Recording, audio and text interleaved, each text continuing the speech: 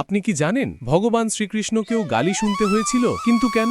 বা কে শ্রীকৃষ্ণকে গালি দিয়েছিল? তাহলে চলুন আজকে জেনে নেওয়া যাক এই ছোট্ট ভিডিওর মাধ্যমে। রাজা যুধিষ্ঠির যখন রাজসূয় যজ্ঞ করেন তখন সেই যজ্ঞে উপস্থিত ছিলেন বহু রাজা মহারাজা। সেখানে সিদ্ধান্ত নেওয়া হয় যজ্ঞে অগ্রপূজা অর্থাৎ প্রথম সম্মান কাকে দেওয়া হবে। সবাই একমত হয় যে এই সম্মান ভগবান শ্রীকৃষ্ণকে দেওয়া উচিত। কিন্তু তখন চেদিরাজ শিশুপাল তীব্র প্রতিবাদ করে বসে। সে কৃষ্ণকে অপমান করতে শুরু করে, তার দেবত্ব নিয়ে ঠাট্টা করে, তার চরিত্র নিয়ে কুৎসা করে, এমনকি তাকে চোর ও ভীতু বলে গালাগালি দেয়। কৃষ্ণ কিছুক্ষণ পর্যন্ত চুপ ছিলেন।